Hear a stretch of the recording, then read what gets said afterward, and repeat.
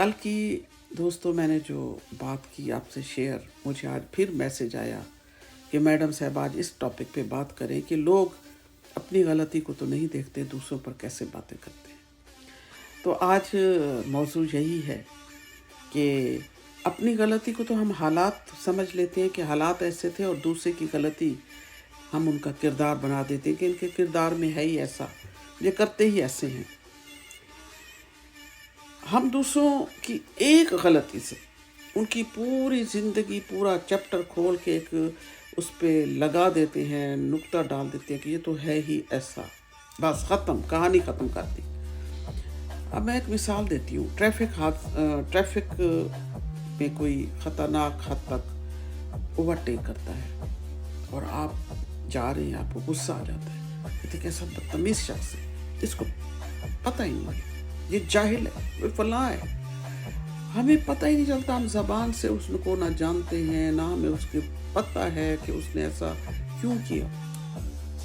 ہم نے فتوے لگا دینے ہیں، اپنی گاڑی میں بیٹھ کے اپنی گاڑی کو بھی کنٹرول سے باہر کر لینا ہے اور غصے میں بولتے چلے جانا ہے۔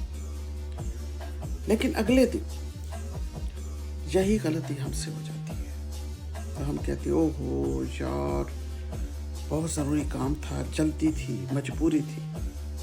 اب دو باتیں آپ دیکھ لیں، کوئی اور گاڑی میں بیٹھا آپ کے بارے میں کیا سوچ رہا ہوگا جب آپ نے غلطی کی ہوگی۔ ہم دوسروں کو ایک واقعے سے پرکھ لیتے ہیں، ایک واقعے پہ ان کی پوری زندگی کا حساب لگا دیتے ہیں، وہ ویسا، وہ ویسا، وہ ویسا۔ جبکہ قرآن ہمیں کہتا ہے جلد بازی سے بچیں، فٹافٹ منہ سے مت نکالیں کچھ، تسلی رکھیں، تحمل کریں۔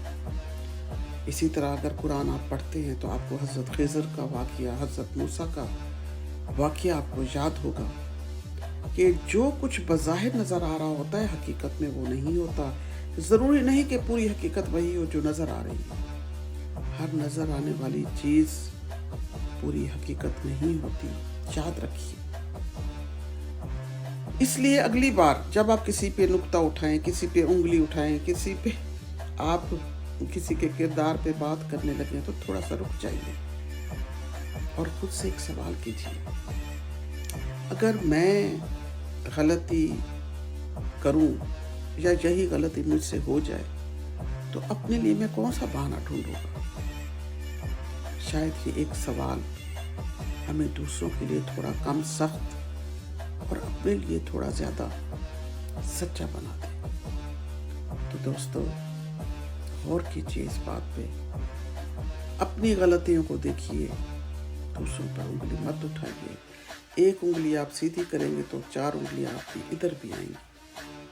دوسروں کی خامیاں مت ڈھونڈیے، اپنی خامیوں کو پرکھیے، اپنی خامیوں کو دور کرنے کی کوشش کیجیے۔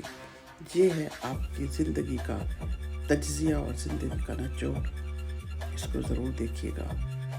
یہ ایک ٹاپک تھا جس پہ آج میں نے آپ سے مختصر بات کی۔ ملتے ہیں کل نئی بات کے ساتھ۔ اللہ حافظ۔